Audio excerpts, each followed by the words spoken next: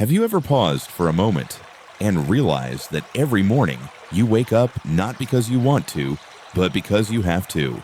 We trade hours of our lives for pieces of paper called money, and we tell ourselves it's normal. That's just how the world works. But what if I told you the rich don't work for money? Money works for them. Sounds like a paradox, doesn't it? Yet it's the quiet truth behind every person who has ever escaped the rat race. Welcome to Audiobook Gold, where awareness meets wisdom, a place for those who want to understand not just how to earn more, but how to live free. So let me ask you, what if your job isn't really giving you freedom, but quietly taking it away? In today's story, we'll uncover a mindset shift so powerful that once you see it, you'll never look at work or money the same way again. Because freedom isn't about how much you make. It's about who truly owns your time. There's a man I used to know. He wasn't poor, but he wasn't free either. Every morning, he woke up before the sun, quietly slipping out of bed so his wife could sleep a few more minutes. The coffee maker clicked on. Steam rose from the mug. He would stare at it for a moment before rushing to the same office he had gone to for almost 15 years. His name could be Michael or David, or maybe it could be you. He wasn't miserable. He had a good job, decent pay, a small house, a used car, and a savings account that never seemed to grow. But something about his life felt fragile, as if missing one paycheck could make the entire picture collapse. Every month, the numbers came and went. Salary in, bills out, rent, groceries, credit card, utilities, and somewhere in between, a quiet sigh. The sigh of someone who had learned to survive, but forgotten what it felt like to live. He once told me, if I just get promoted this year, I'll finally feel secure. But when the promotion came, the workload doubled, the stress tripled, and the extra money, well, it disappeared faster than he expected. New clothes, a better phone, dinners to celebrate. It was like pouring water into a bucket full of holes. That's when it hit him. He wasn't working to build a life. He was working to maintain a lifestyle. And that lifestyle had quietly become his cage. For years, he believed hard work was the answer, that diligence and discipline would somehow lead to freedom. It's what we were all taught, wasn't it? Study hard, work hard, climb the ladder. But no one ever said where the ladder actually leads. One night, after another long day at the office, Michael came home late. His little girl was already asleep, clutching the drawing she had made for him. A stick-figure family, hand in hand, smiling under a yellow sun. He stood there quietly, realizing he hadn't seen her awake for 3 days in a row. He touched the drawing, and for the first time in years, he asked himself a dangerous question. Is this it? Is this what life is supposed to be? That single question changed everything. He started to notice the people around him, all running on the same treadmill, different faces, same pattern, working harder, earning more. Yet somehow, always short on time, always tired, always waiting for someday. And then, one afternoon, while waiting for his coffee at a local cafe, he overheard two men talking at the next table. One of them said something that would stay with him forever. If your money doesn't work while you sleep, you'll work until you die. Michael froze. It sounded arrogant at first, maybe even cruel. But it was true, painfully true. He began to read, to learn, not about investing or stock markets at first, but about mindsets. He discovered that people who became wealthy didn't simply earn more. They thought differently about money. To them, money wasn't something you chase. It was something you designed to move on its own. It was a servant, not a master. You see, most of us were raised to be good workers, not wise creators. We were taught how to earn, not how to grow. We know how to spend, but not how to multiply. Think about it.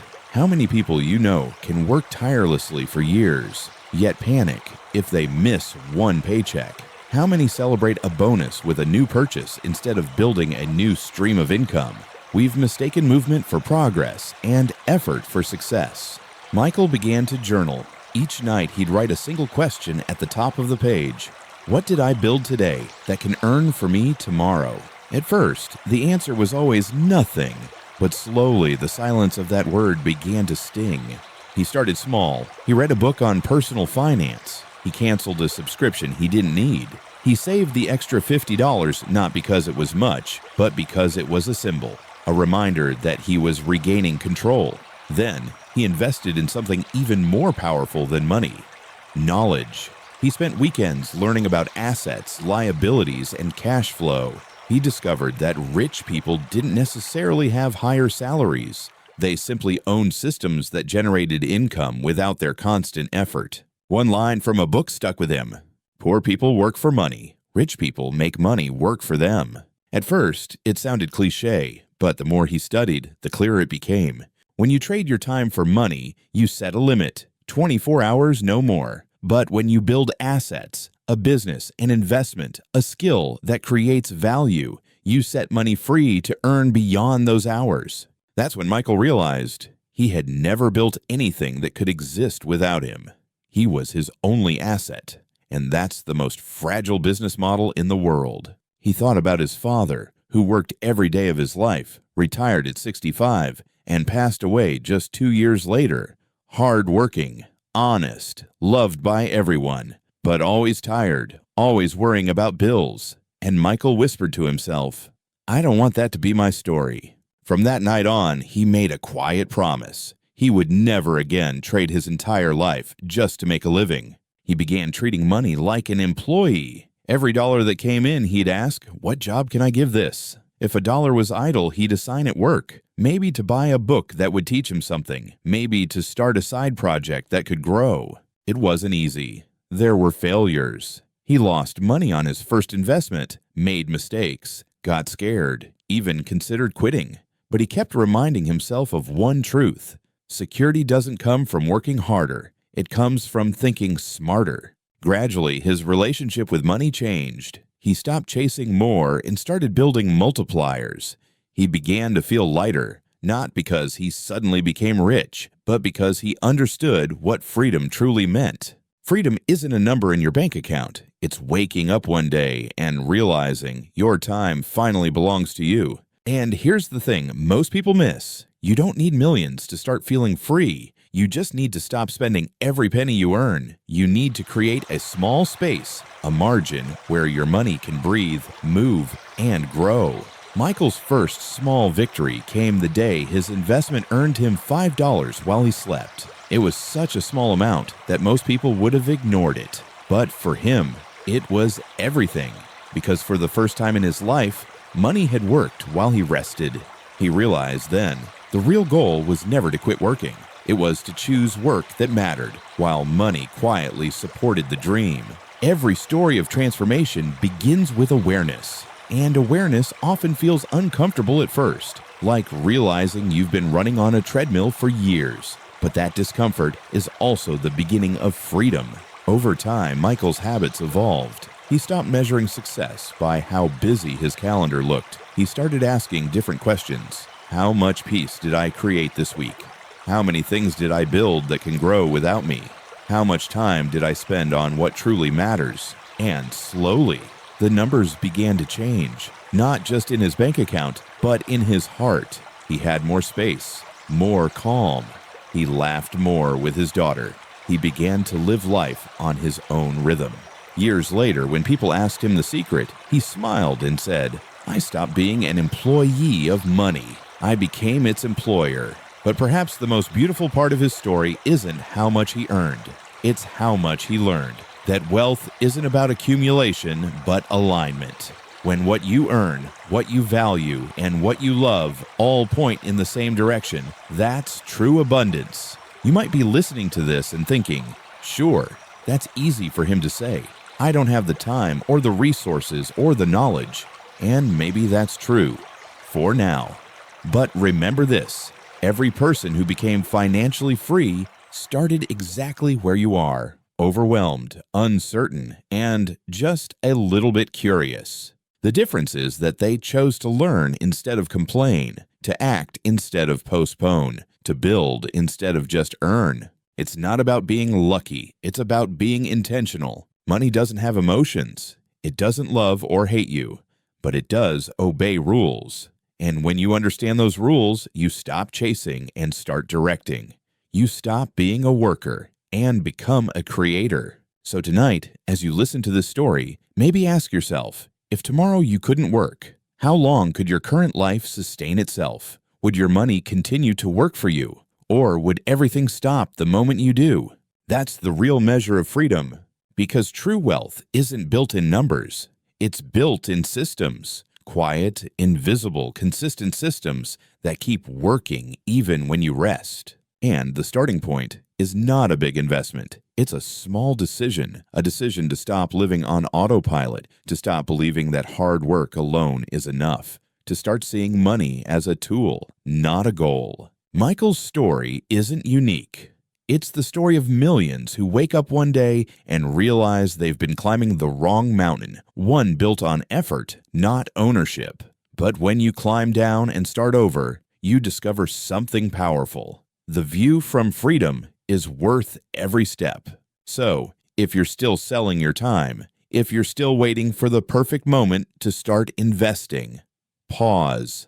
Look at the world around you. The sun rises without your permission. The trees grow without your effort. Nature multiplies effortlessly, and money can do the same. You just have to stop being afraid to let it. And maybe tonight, as you close your eyes, you'll remember this. You don't have to be rich to start thinking like the rich. You just have to stop living like money owns you. Because freedom doesn't begin in your wallet, it begins in your mind. And that, my friend, is where the real story begins. For most of his life, Michael believed what almost everyone believes, that working harder was the path to a better life. It's what schools teach, what parents repeat, and what society rewards. But one morning, as he walked to work with the same coffee, the same tired eyes, and the same silent commute, a quiet thought crossed his mind. If hard work alone made people rich, wouldn't the hardest workers be the wealthiest? He looked around. The street cleaner pushing his cart under the morning sun, the delivery man rushing to meet a deadline, the nurse leaving her night shift, exhausted yet smiling politely. These were good people, honest people, and yet none of them were free. The truth hit him like a whisper he had ignored for years. Hard work doesn't guarantee freedom, it guarantees exhaustion. That realization became his first real awakening, the first layer of illusion peeling away. We've been conditioned to think of money as something we must chase. It's almost poetic. We call it earning a living, as if life itself must be bought, hour by hour. But here's the quiet truth. Most people never pause to see. Money is not the goal. It's a reflection. It reflects how much value you create, how effectively you use systems, and how deeply you understand leverage, not labor. Michael started to study people who were truly wealthy, not just rich in possessions, but rich in time. He found patterns that repeated like hidden codes. They didn't measure success by income. They measured it by autonomy. They didn't ask, how much can I earn this month? They asked, what can I build that will keep earning when I'm not here? That shift, from earning to building, was the invisible line separating the free from the trapped. He remembered watching an interview with Warren Buffett. A journalist asked, "You're one of the richest men in the world. What's the key to your wealth?" Buffett smiled and said, "While I sleep, my money works." That one line stayed with him for weeks. He started writing it everywhere, on sticky notes, notebooks, even the wallpaper of his phone. Not because it sounded motivational, but because it carried a truth that felt almost spiritual. The real power isn't in what you do. It's in what continues after you stop doing.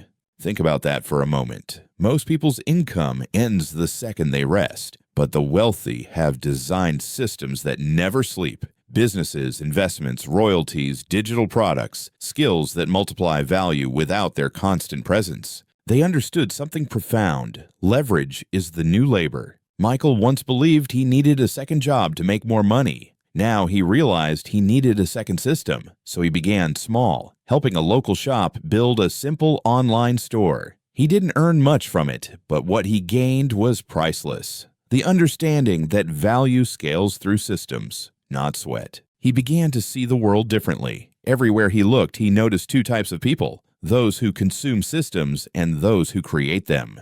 When you scroll through social media, someone is earning from your attention. When you buy something online, someone is earning while they sleep. When you watch a video, someone's system is quietly working in the background. The difference between the rich and the rest isn't always intelligence, it's awareness. They see what others ignore. They build what others use. They design the game instead of playing it endlessly. But this truth comes with discomfort because once you see it, you can't unsee it. Michael started to feel uneasy at work, not because he hated his job, but because he realized it wasn't building anything for him. He was constructing someone else's dream. Every hour he worked, he was feeding a machine, but not one he owned. And that's when he understood the hidden equation of wealth. Employees build the system. Owners design the system. Investors fund the system. And the wealthy, they create systems that outlive them. He wrote in his journal that night, "I've been a good worker all my life. It's time to become a good builder." That sentence marked the beginning of a new chapter, not in his job, but in his mind. Still, the transition wasn't easy. When he talked to friends about his new insights, they laughed. "Come on, man," one said. "We're not Warren Buffett. We just need to survive." Another said, "I don't have time to think about systems. I'm too busy working."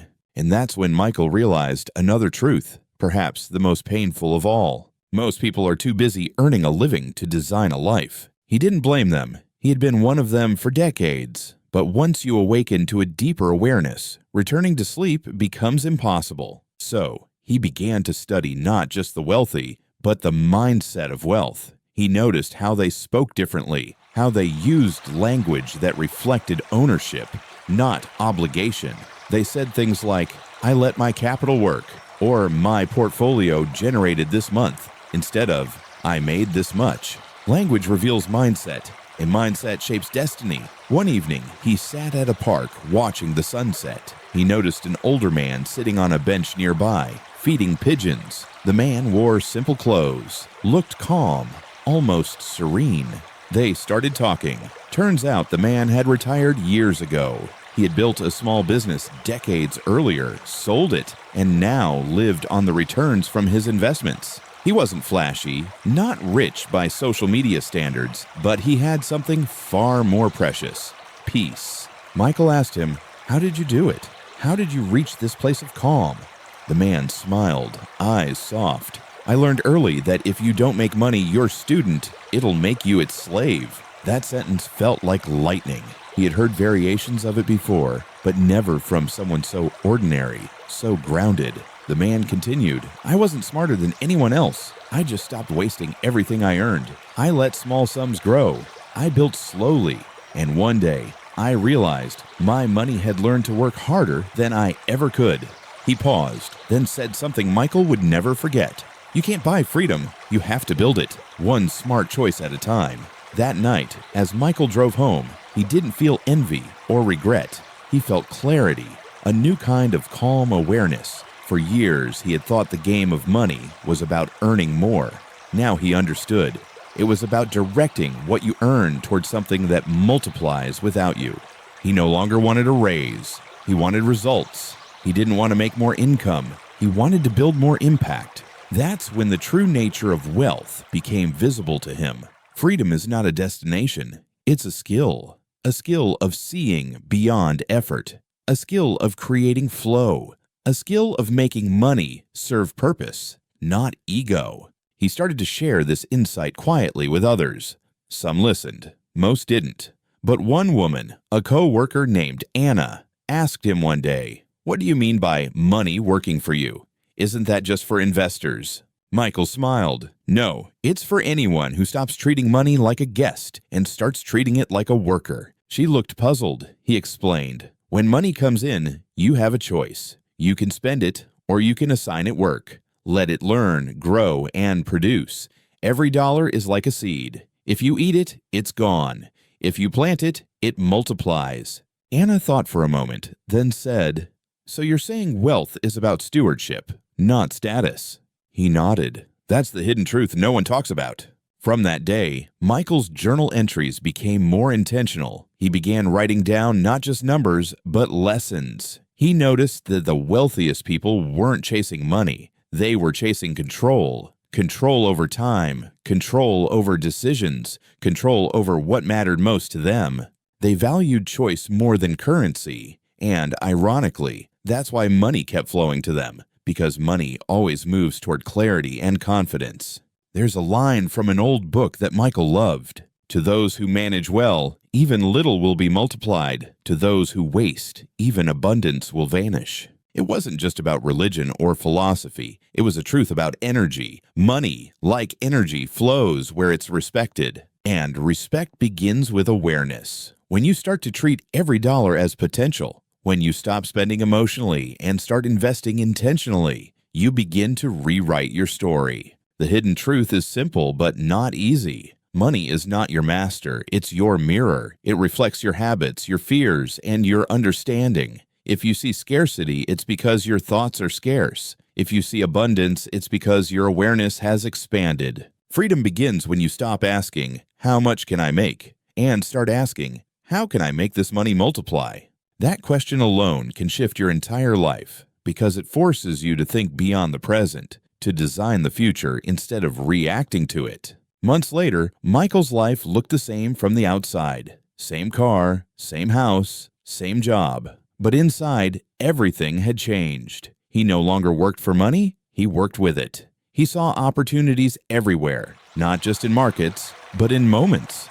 He learned that money loves movement, and stagnation is the enemy of growth.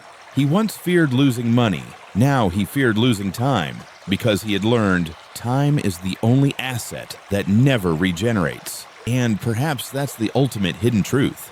You can always make more money. You can never make more time. So the real purpose of wealth isn't to escape work. It's to buy back your time and use it on what truly matters. Family, growth, peace, creation, contribution. When you use money to reclaim your time, money transforms from a burden into a blessing.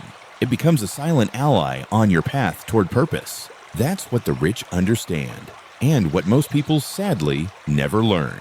So tonight, remember this: hard work builds a living. Smart work builds a life. Don't just chase the paycheck. Design the system. Don't just save what's left. Invest in what lasts. Because the moment your money begins to move without you, you'll finally understand what freedom truly feels like. And when that happens, you'll look back and realize the truth was never hidden at all. It was waiting for you to stop running long enough to see it. There comes a moment in every awakening when knowledge is no longer enough. When the truth you've discovered demands to be lived, not just admired. For Michael, that moment came quietly, almost invisibly. It wasn't a grand event. It was a morning like any other. Gray sky, cool air, the faint hum of the city. But that day, as he poured his coffee, something inside him whispered, "If not now, then when?" He stared at his reflection in the dark surface of the coffee mug. He didn't see exhaustion anymore. He saw hesitation, and the man who was finally ready to end it. For years, he had told himself that one day, when things were stable, when he had enough savings, when the timing was right, he would finally start his own path. But the truth is, someday is where dreams go to die. And Michael realized that fear had been disguised as logic. He had been calling it responsibility, but in truth, it was just comfort wearing a serious face. That morning, he made a decision. Not loud, not impulsive, but quiet and absolute. He would begin. No matter how small, no matter how imperfect, he would start building his own system.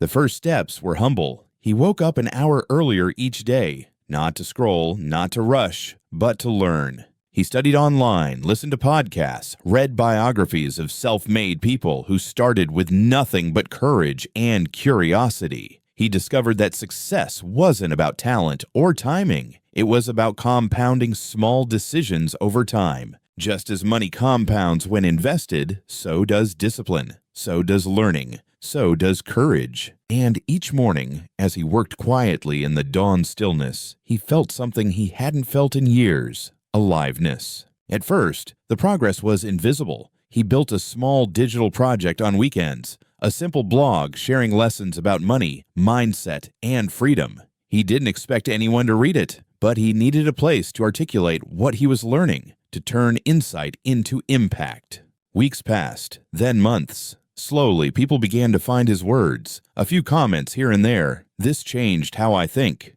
Thank you for writing this." Those small messages lit a quiet fire inside him. he realized something profound. When you begin to share what you learn, you multiply its power. That was the turning point, the moment he stopped chasing success and started serving through understanding. But transformation is never a straight path. With progress came resistance. Old habits returned. Doubt whispered again, this time more cunning than before. What if you fail? What if this is just a phase? What if you're not meant for more? The mind, when threatened by change, becomes its own worst enemy. But Michael had learned something powerful. Doubt doesn't mean you're on the wrong path. It means you've left the old one. So he didn't fight the fear. He observed it, the same way one watches a storm from inside a safe room, knowing it will pass. One evening, after a long day at work, he sat on his balcony watching the city lights. He saw thousands of windows glowing, each one holding a life, a story, a struggle. And for the first time, he didn't feel small. He felt connected. He realized that everyone in some way was trapped between comfort and calling. Some never escaped. Some tried and gave up. But a few, the rare few, kept walking through the fog, guided only by the small flame of belief. He wanted to be one of them. That night, he wrote in his journal, "I don't need to know the whole path. I just need to take the next step." Days turned into weeks. He learned to manage time differently. Instead of watching, he created. Instead of consuming, he contributed. He built his first small product, a short online course about personal finance, using all the lessons he had lived. He priced it modestly, almost shyly.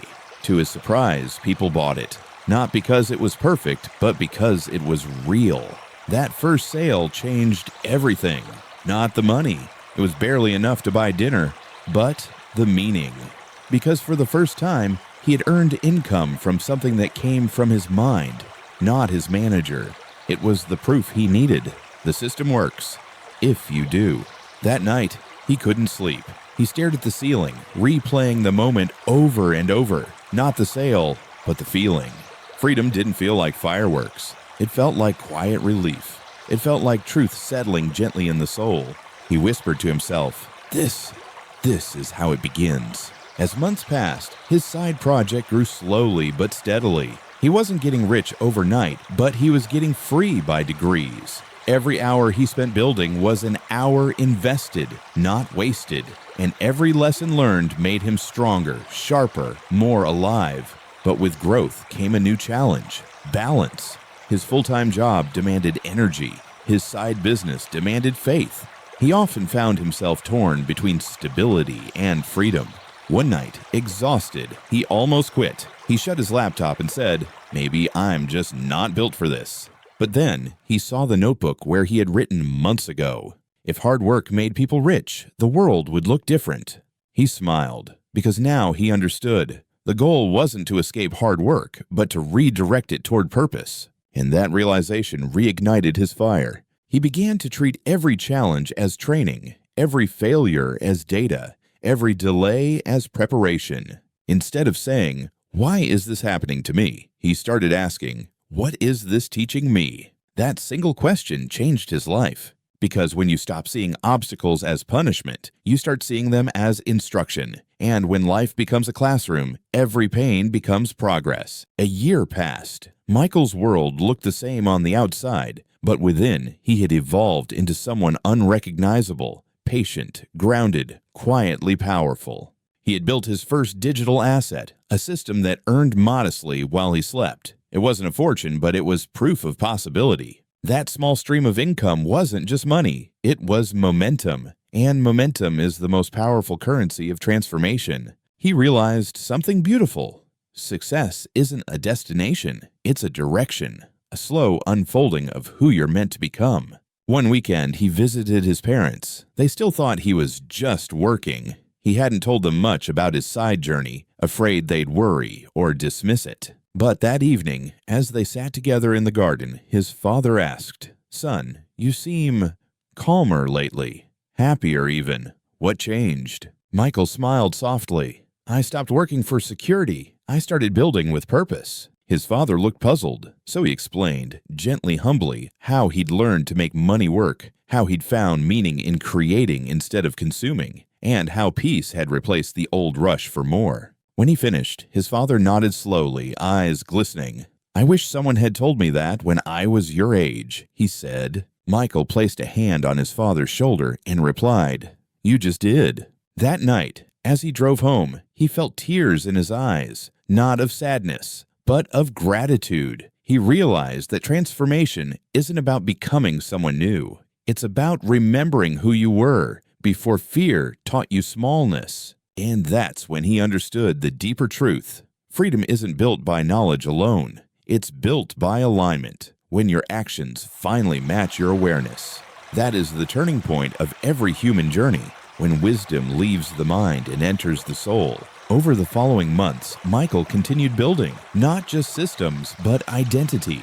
He stopped introducing himself by his job title. He started saying, "I build things that help people." That small shift changed how others saw him and how he saw himself. He learned that the world doesn't respond to what you say. It responds to what you believe. And belief, once anchored in truth, becomes magnetic. Opportunities began to appear. Collaborations, mentorships, new clients. Each one felt less like luck and more like alignment, because once you walk in clarity, the world rearranges to meet you. And so, the man who once lived in quiet frustration was now living in quiet power. He still worked hard, but it was a different kind of hard. Not draining, but devoted. Not fearful, but faithful. He no longer asked, "How long until I'm free?" He asked, "How deeply can I serve through what I build?" That question changed everything, because when your purpose expands, your problems shrink. When you build not to escape life, but to express it, the journey itself becomes the reward. And maybe that's what true turning points look like. Not fireworks, not applause, but the quiet moment when your soul finally whispers, "Yes, this is who I was meant to be." Michael looked at his reflection one last time that night. Same mirror, same eyes, but a different man. He smiled, whispered softly, "I no longer chase freedom. I live it, one decision at a time." And in that stillness, under the hum of the sleeping city, he realized the turning point had already happened, not outside, but within.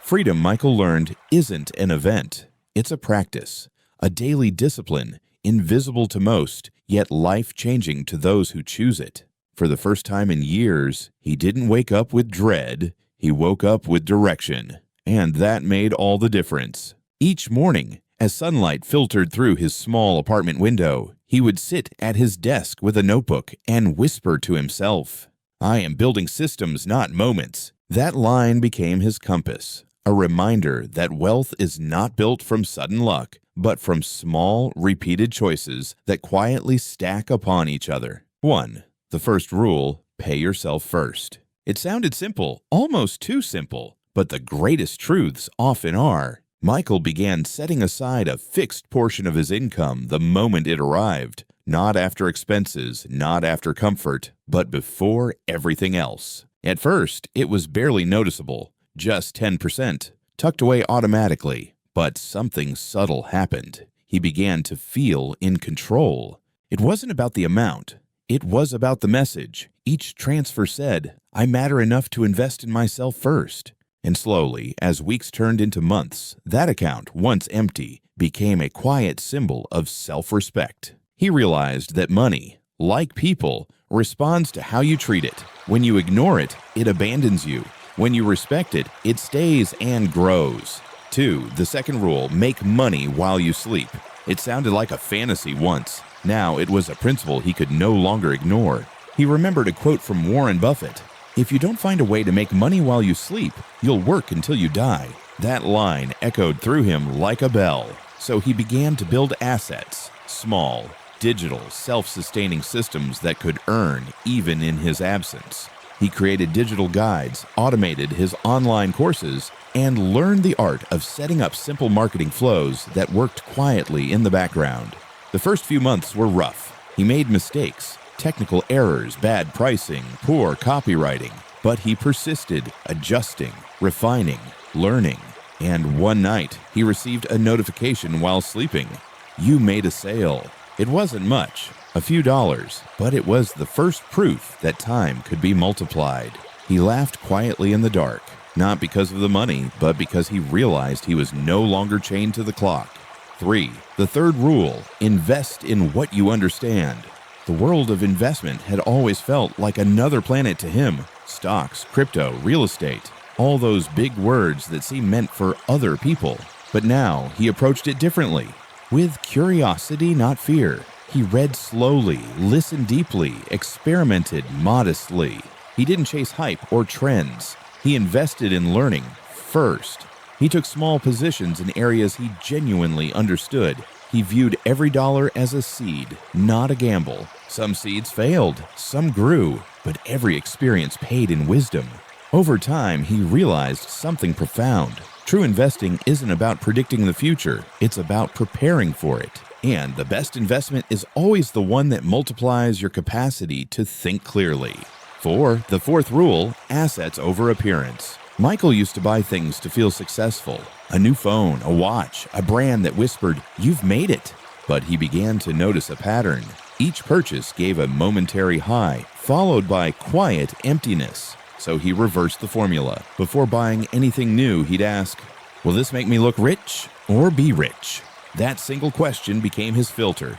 He started valuing invisible wealth, things others couldn't see but changed everything: skills, networks, ownership, systems. And life began to simplify. His space was cleaner, his mind clearer, his money more meaningful. Because wealth isn't measured by what you display, but by what you can sustain without fear. 5. The fifth rule: compound everything. Michael had once believed compounding only applied to money. Now he knew it applied to everything. Knowledge compounds, discipline compounds, trust compounds, even kindness compounds. Every action returning multiplied in time. He created what he called the 1% rule. Do one small thing every day that improves life by just 1%. 1 page read, $1 invested, 1 thoughtful message sent. Individually, they looked insignificant, but after a year, his world was unrecognizable. He often smiled, thinking, it wasn't one big move, it was 1,000 quiet ones. The quiet transformation. Over time, the changes rippled outward. He noticed how differently he walked, spoke, and even breathed. The tension that once lived in his chest began to fade. He wasn't chasing money anymore, he was building alignment. Each action had intention. Each day felt like a vote for the person he wanted to become. And life, in its mysterious kindness, began to respond.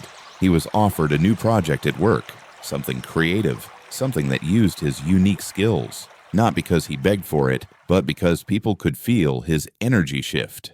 When you start acting from purpose, the world starts to notice. The golden lesson. One afternoon, he was writing in his journal and paused to summarize what he'd learned. He wrote just one sentence: "The rich are not special, they're strategic." He stared at the words for a long moment. It was so simple, yet so piercingly true. Success wasn't reserved for a few. It was available to anyone willing to build systems instead of excuses. He realized wealth wasn't a mystery. It was a mindset, a slow mastery of how energy flows through value, money, meaning, and multiplication. Michael began teaching others informally, friends, coworkers, anyone who asked. He never called himself a guru. He was simply sharing what had worked. And in teaching, he discovered another secret. The fastest way to grow is to give. When you share your lessons, you deepen your understanding. When you lift others, you rise higher yourself. He began hosting small online sessions, guiding others to design their own financial freedom maps. People resonated with his warmth, his honesty.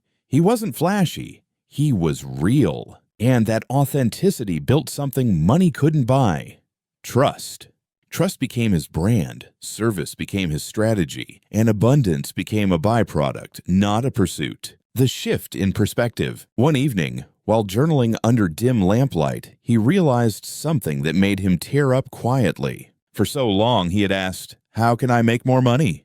But now the question had changed. How can I make more meaning and let the money follow? That single shift changed his entire world, because money is only powerful when it serves purpose. Without it, it becomes noise, endless chasing, empty winning. He understood now, the real wealth is not in the bank. It's in the balance between ambition and peace. The practice of quiet richness. Michael began designing his life differently. He no longer measured days by productivity, but by presence. He still worked hard, but without the panic. He allowed himself slow mornings, deep conversations, walks at sunset. And curiously, the more peaceful he became, the more creative ideas flowed. It was as if silence had unlocked abundance. He noticed that all the richest people he admired shared one common trait. They valued time above all else, because time is the only currency that can never be earned back, and the only one that, when spent well, multiplies everything else. The humble formula. If he had to teach what he'd learned, it would fit in one short formula. Earn actively, build skills, trade value for income, save intentionally, protect your energy and money from waste. Invest wisely, make your earnings multiply through learning and ownership. Create passively, build systems that work without you. Give freely, turn wealth into impact, because that's what keeps it alive. He realized that this wasn't just a path to money, it was a path to maturity, to living consciously, to becoming the kind of person who doesn't chase wealth, but attracts it naturally. A whisper to his younger self. One night, he imagined speaking to his younger self, the man who once lived paycheck to paycheck, exhausted and afraid.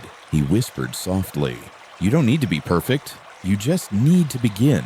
Wealth is not about working harder, it's about working smarter for yourself. Don't wait for confidence. Build it through action." And if that younger version of him could hear, he'd probably smile, unsure but hopeful, because the journey from survival to freedom always begins with one belief, that you are capable of more than earning a wage. The golden reminder. As the night deepened, Michael closed his journal and whispered one last thought. People chase money because they fear time, but the wise create systems because they respect it. He leaned back, looked out at the sleeping city and smiled. He finally understood the secret that had eluded him all these years.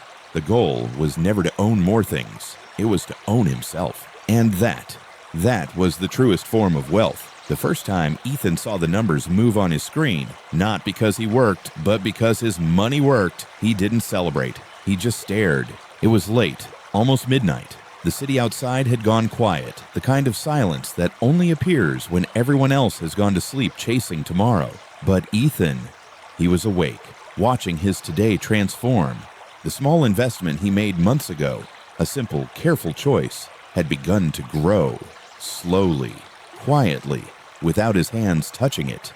No boss, no deadlines, no alarm clocks, just growth. He realized something profound that night. Money isn't earned, it's managed, it's directed. It's like a river. If you build the channels right, it flows toward you. If you ignore it, it disappears into the ground. For years, he had been the man standing in that river, trying to grab handfuls of water, scooping, splashing, exhausting himself just to hold on to something that would always slip away. But now, he was building dams, canals, and streams, guiding it, controlling it, multiplying it, and it changed something inside him. He no longer checked his phone for salary notifications. He checked his investments, his projects, his ideas, the things that worked while he slept. For the first time, he didn't feel tired. He felt alive. But freedom, he soon learned, doesn't come with a single victory. It's not about the day your money starts working for you. It's about the day your mind stops depending on the old ways of survival. Because freedom isn't a bank balance. It's a mindset. The next morning, Ethan went back to his small coffee shop on the corner. It was the same place where he had once sat for hours, staring out the window, wondering if life was supposed to be just work, sleep, repeat. The barista still greeted him with a tired smile. The same song played from the old speakers. Nothing had changed, except him. He looked around and saw the invisible chains that bound everyone there. The man in a suit scrolling through emails before the office opened. The young woman tapping away on her laptop, freelancing to pay rent. The old couple whispering about bills and medicine. Ethan felt something between empathy and urgency. He wanted to tell them what he had learned, that wealth isn't about money, it's about options. That time is the only true currency, that they could all be free, if only they stopped believing they couldn't. But he also knew, no one listens to advice they're not ready to hear. They have to feel the weight before they crave the wings. So he simply smiled, paid for his coffee, and left a tip larger than usual, not to show off, but as a quiet symbol to himself. I have enough, and I am no longer afraid. That evening, he sat on the balcony, watching the sunset spill gold across the buildings. The air carried that subtle scent of rain and smoke, a reminder of how fragile life is, how quickly everything can change. He thought about his father, the man who had spent 40 years at the same job, saving, waiting for retirement, only to pass away before he could spend a single peaceful year. He thought about his younger self, the boy who once believed hard work alone was the answer. And he whispered to the wind, I get it now. It was never about working harder. It was about understanding the game. He had spent his whole life playing checkers, while the rich were playing chess, thinking 10 moves ahead, building leverage, making the board work for them. That realization wasn't bitter, it was liberating, because once you see the board, you can change how you play. Weeks passed. Ethan's life grew quieter, simpler, lighter. He didn't chase more. He learned to manage better. He started mentoring a few people online, sharing what he knew, not as a guru, but as a friend. He told stories, not strategies. He taught principles, not secrets. One message kept echoing through his words. Freedom isn't about quitting your job. It's about knowing you could, and still choosing what brings you peace. He spoke of balance. He spoke of control. He spoke of the peace that comes when your days are no longer sold by the hour. And people listened, not because he promised wealth, but because his voice carried truth, the kind you only earn by living it. One night, a message arrived in his inbox. It was from a young man named Lucas. He wrote, I've been listening to your stories. I'm tired of chasing a paycheck that never lasts, but I don't know where to start. How do you even begin to make money work for you? Ethan smiled. He saw himself in that message. The confusion, the yearning, the quiet desperation. He typed back, you start by changing the question. Don't ask how to make money work for you. Ask how to make your time valuable enough that money follows. He paused, then continued.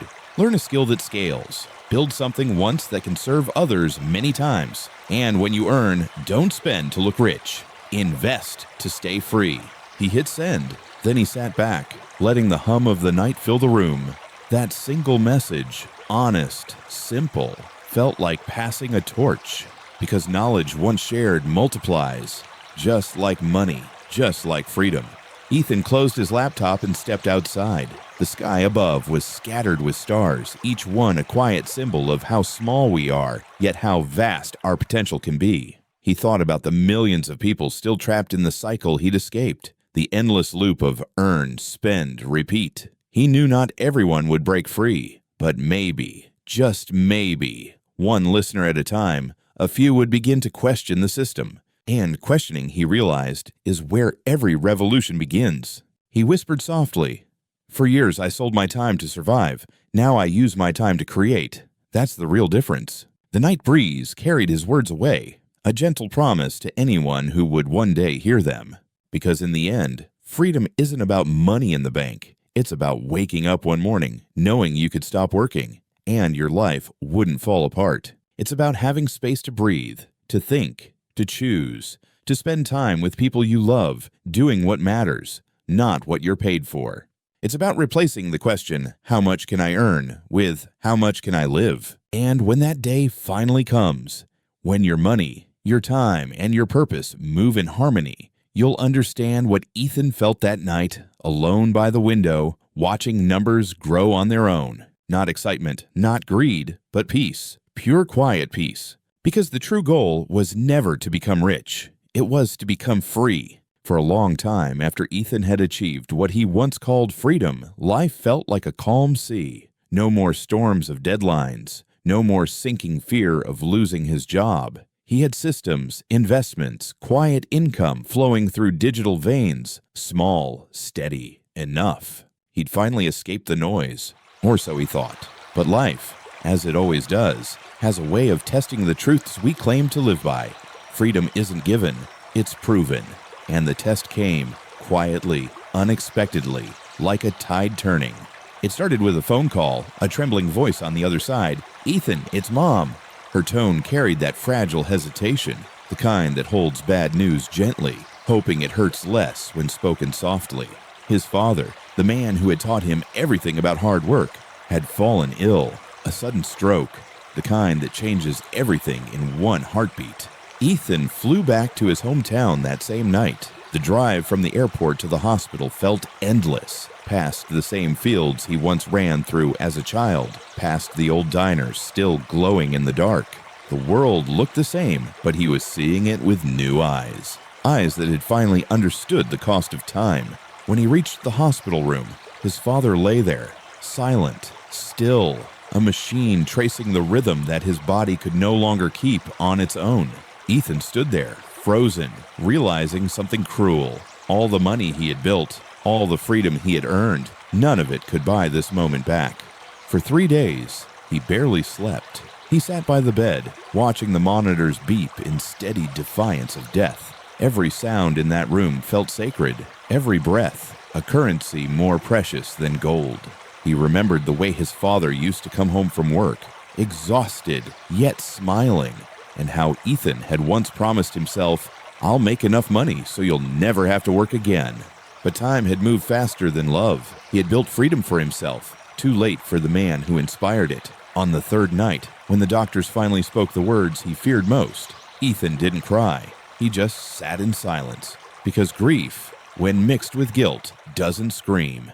It sinks. The following weeks blurred together. Funeral arrangements, condolences, familiar faces saying unfamiliar things. The house felt smaller than he remembered. The walls carried echoes of laughter from years long gone. As he packed his father's old tools, he found a small notebook, worn, coffee-stained, edges curled with age. Inside were numbers, notes, little reminders scribbled in his father's neat handwriting. Save 10%, no matter how small. Never owe what you can't pay. Always leave something better than you found it. And at the bottom of one page, a single line stood out, underlined twice. Freedom means being there when it matters. Ethan read that again and again, and then it hit him. His father had been free all along, not financially, not materially, but in the way he showed up for people, in how he gave his time, his presence, his love, even when life gave him little in return. Ethan had chased a freedom of numbers, but his father had lived a freedom of heart. That realization broke him, and then it remade him. Days turned into weeks. Ethan stayed in his hometown longer than planned. He walked through old streets, met people he hadn't seen in years. Some still worked in the same factories. Some had opened small stores. Some just smiled through tired eyes and said, "You made it, huh?" But Ethan didn't feel like he'd made it. He felt like he'd been given a second chance to understand what life was really asking of him.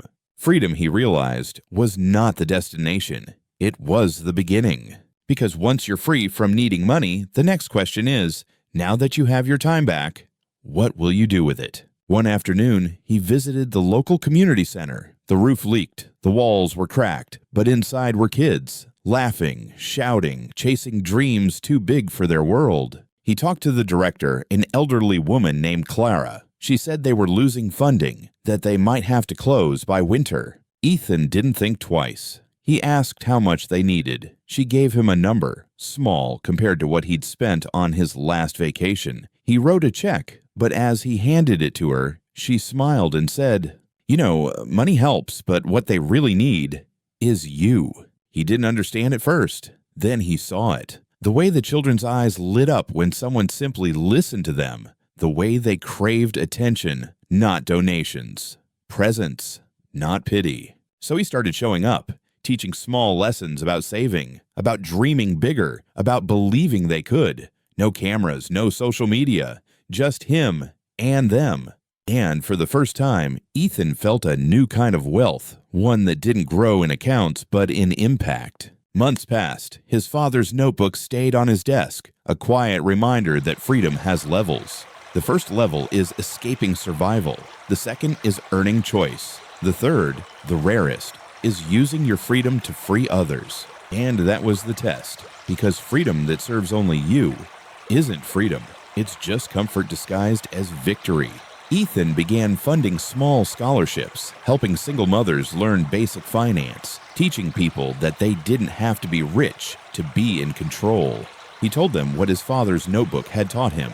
Freedom means being there when it matters. And every time he repeated those words, he felt his father alive again, not in memory, but in action.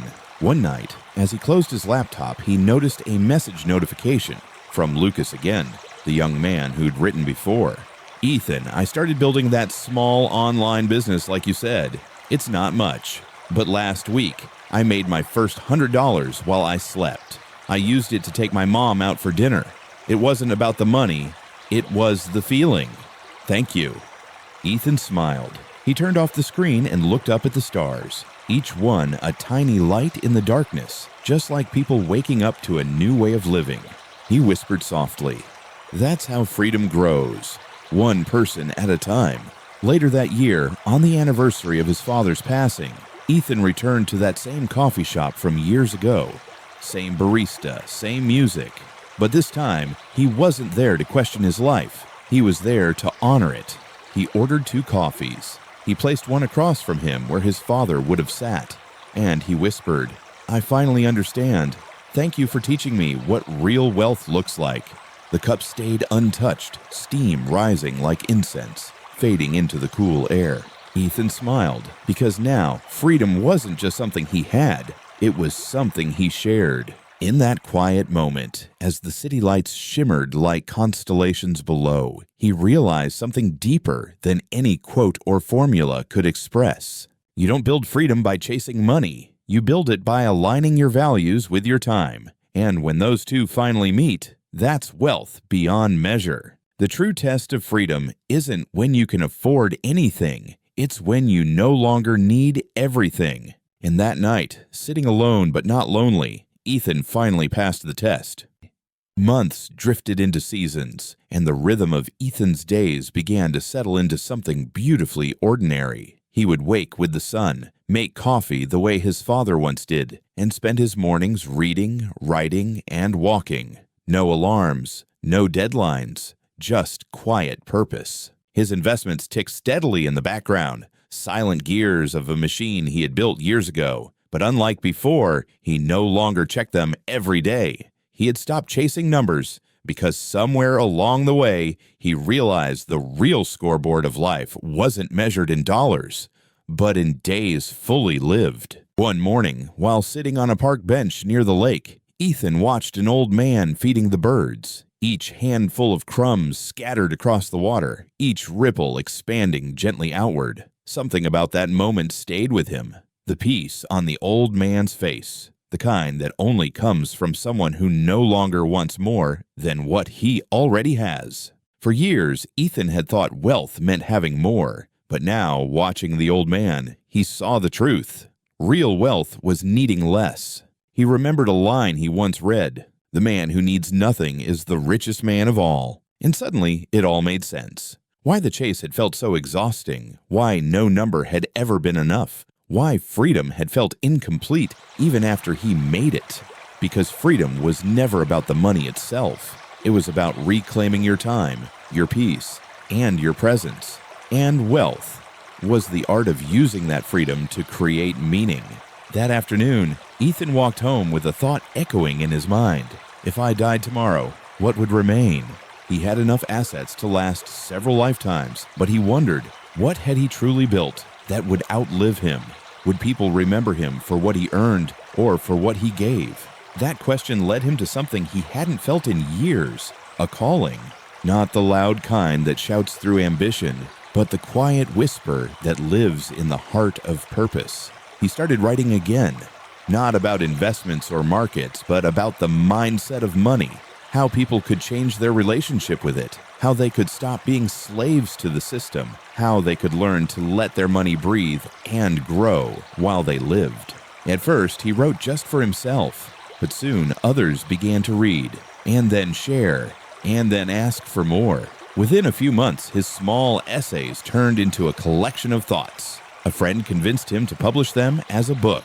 He hesitated, then smiled, because maybe this was the next chapter, not in his career, but in his contribution. When the book came out, it wasn't a bestseller overnight. It didn't need to be, but those who read it said it changed them. It wasn't about money. It was about meaning, about freedom that starts in the mind, long before it ever shows up in the bank. He called it Time the Only Currency. In it, he wrote, "Money is a tool, time is a gift. Freedom is the bridge between them. The poor spend time to earn money. The rich spend money to earn time. The wise use both to create meaning." His words began to travel through podcasts, through classrooms, through quiet recommendations between friends. People started to write to him, not asking for advice, but to say thank you. One woman said she finally quit a job that drained her soul. Another said she started saving, not to get rich, but to breathe easier. A man wrote, "I stopped feeling guilty for resting. For the first time, I feel free."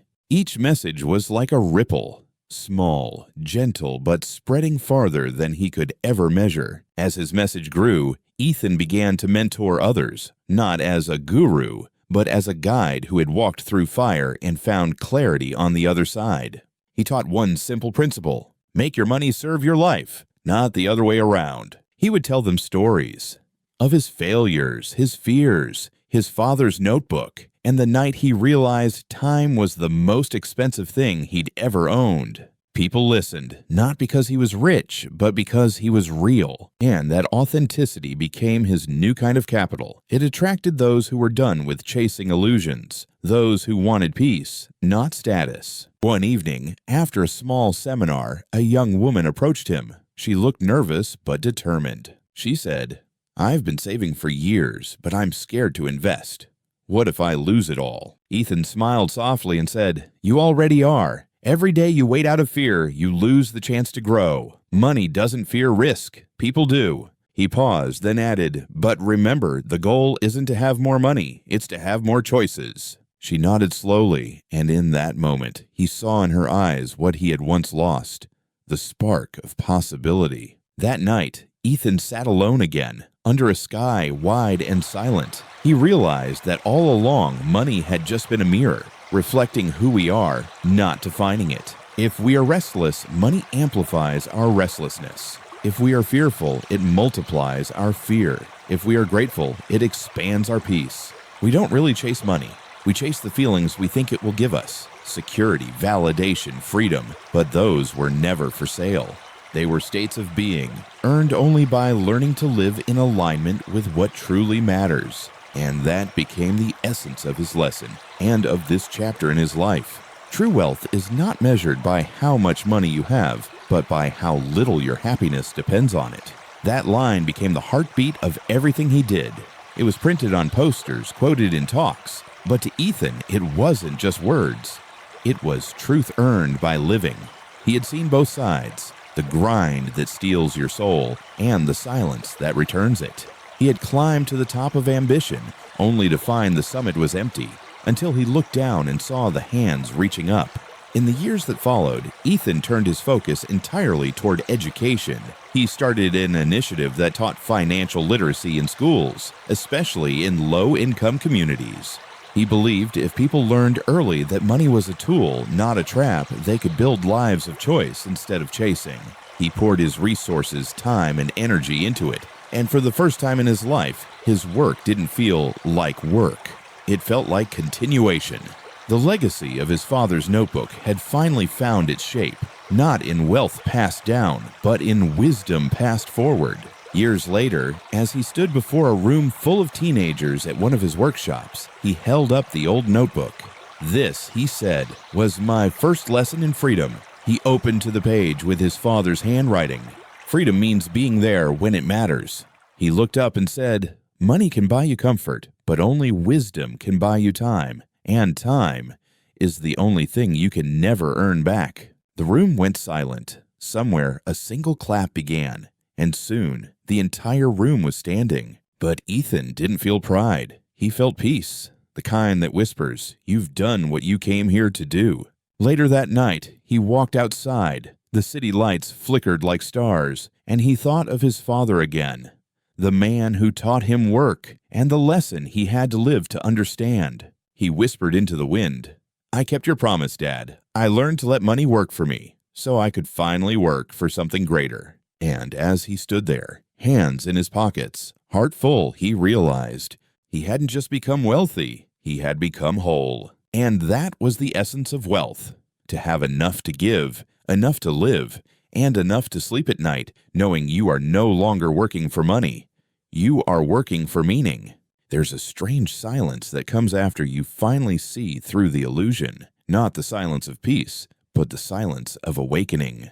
It's the sound of your mind realizing how much of your life was spent chasing things that never truly belonged to you. The car you bought to look successful, the apartment you worked overtime for, the title you fought for in meetings that drained your soul. All those things once felt important. Now they feel empty. Ethan sat by the window that morning, coffee cooling beside him, as the city stretched awake beneath a pale dawn. He watched people rushing to work, the same rhythm he once followed without question. But this time, he didn't feel envy or pride. He just felt distance. There's something tragic and beautiful about watching others live the way you used to.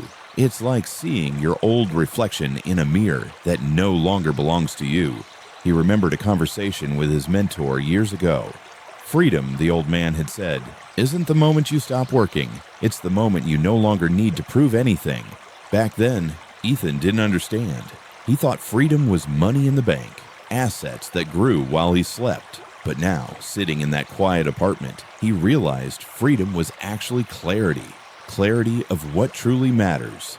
He used to fill every silence with sound. Podcasts about business, calls about deals, meetings about growth. The noise made him feel alive, relevant, part of something big. But the noise was also a disguise, a way to hide from the deeper truth that he was afraid to face. He didn't really know why he was doing any of it. Now the silence was heavy, yes, but it was also honest. He opened his notebook, the same one he had carried for years. The pages were full of financial plans, goals, projections, and notes on scaling income. He turned to a blank page and wrote only 3 words. What truly matters? It was a simple question, yet it carried the weight of everything he'd lived for. He thought about the people he loved but rarely saw, the moments he missed because he was too busy, the version of himself he left behind, the dreamer, the artist, the one who once painted and wrote without caring if it paid. For the first time in years, he felt tears press behind his eyes, not from regret, but from recognition. He wasn't angry at the world anymore. He wasn't even angry at himself. He was simply aware. That awareness we all arrive at too late, when the noise fades and the truth has nowhere else to hide. The truth was simple. He had been earning a living, but not living a life. Outside, a street musician started playing the violin. Soft, slow, the kind of melody that sounds like time passing. Ethan closed his eyes. The notes fell like drops of memory, and in them he saw his life not as a list of achievements, but as a series of choices. Every yes to one thing had been a no to something else. Every goal he chased came with a trade, usually his time. He realized suddenly and deeply that time was the real currency of freedom, not dollars, not investments, not status. Time. And every time he said, "I'll do it later," he was unknowingly spending the one currency he could never earn back. He took a deep breath. For the first time in years, it didn't feel like he was rushing anywhere. He didn't know exactly what he wanted to do next, but he knew what he no longer wanted. The endless race, the performance, the illusion. That knowledge alone felt like wealth. He smiled faintly. Maybe freedom wasn't a destination. Maybe it was a decision, renewed every day you choose to live with intention, not obligation. As the morning sun began to paint gold across his desk, Ethan whispered to himself, "Today I don't sell my time, I own it." He picked up his notebook again and turned the page. On the top, he wrote a new chapter title, The Silent Revolution. Because that's what it truly is. Not a rebellion against the world, but against the noise within. The revolution of living simply, quietly, deliberately. He didn't need applause. He didn't need validation. He just needed to be fully present, fully free. And in that silence, the weight began to lift. Not all at once, but slowly, like fog rising from a valley after a long night. Freedom, he realized, isn't something you find at the end of a journey. It's something you create, one honest moment at a time. There's a kind of wealth the world doesn't talk about. It doesn't live in numbers or in portfolios or in the applause of others. It lives in quiet mornings, unhurried thoughts, and the simple joy of enough. Ethan woke up before dawn. No alarm, no rush, just the gentle hum of the city outside his window, the same city that once demanded everything from him. He poured a cup of coffee and sat on the balcony, watching the sky fade from blue to gold. For the first time in a long time, he didn't feel the need to check his phone. There were no urgent emails, no meetings waiting for him, no sense of running late. He had stopped measuring life by productivity. Now he measured it by presence. That's the quiet kind of wealth, when you can sit with yourself and feel at peace. He thought about how far he had come, not in terms of status or possessions, but in understanding. He used to think freedom meant having everything. Now he knew it meant needing less. The simplicity was disarming. He had fewer things, fewer plans, fewer expectations, and yet he felt richer than ever. The truth was, once he stopped chasing, life started arriving. He noticed little things again. The sound of rain on the balcony, the smell of freshly cut grass, the way sunlight touched old brick walls in the late afternoon. He realized these moments had always been there, waiting for him. He just had been too busy to see them. He remembered what his mentor had said years ago. Most people die with their calendars full and their hearts empty. That line used to sound poetic. Now it felt painfully true. He looked back at his old journals, plans for scaling, goals for growth, deadlines, KPIs. They felt like a language he no longer spoke. The new pages were different now, filled not with numbers but reflections. What he was learning, what he was letting go of, what he was quietly grateful for. He wrote, "I used to chase wealth to feel safe. Now I create space to feel alive." That was it, the shift. Not about control anymore, but surrender. Not about building walls of success, but finding windows of peace. He realized that the greatest return on investment wasn't money compounding, it was awareness deepening. He had learned to let time breathe again, to leave gaps in his day, to walk without a purpose, talk without an agenda, listen without waiting to reply. And strangely, the more he slowed down, the more life seemed to open up. Opportunities still came, but he no longer chased them. People still reached out, but he no longer needed to prove anything. He was no longer running from emptiness. He was resting inside it. That's the paradox of awakening. When you stop trying to fill your life, it finally begins to feel full. He took another sip of coffee, feeling the warmth on his hands. The city was alive again now. Cars, horns, footsteps. But it didn't feel like pressure anymore. It felt like music, like a rhythm he could choose to dance to, or simply watch. He smiled, realizing that he had become invisible in the best possible way. No longer performing, no longer seeking validation, just existing, fully. Wealth, he understood now, wasn't stored in banks. It was stored in moments, in laughter shared without agenda, in time spent without guilt, in peace that doesn't depend on a paycheck. He had learned that the ultimate luxury isn't something you can buy. It's waking up with nothing to escape from. He wrote one last line in his journal before closing it. "My life is quiet now, and that's how I know it's full." The wind moved through the open window, scattering the loose pages across the floor. He didn't rush to gather them. He just watched. Papers dancing, light shifting, time moving gently forward. There was no soundtrack, no audience, no finish line. Just this, the present, unfolding. And maybe that's what the rich never tell you. That true wealth is invisible. It's not loud. It doesn't demand attention. It simply is. It's the look in your eyes when you stop needing to be somewhere else. It's the breath you take without worry. It's the deep exhale that whispers, "I'm home." Ethan stood and looked out across the skyline one last time. The same buildings, the same streets, but a different man. He wasn't richer in the way the world measures it, but he had something rarer, the wealth of inner stillness. He had learned to own his time, his mind, and his peace. And in the end, that's the quiet kind of wealth the world will never understand, but the soul always recognizes. He smiled softly to himself. Then, almost as if to no one, he whispered, "Thank you for the noise. It helped me hear the silence." And with that, he closed his notebook. The story complete, but the journey just beginning.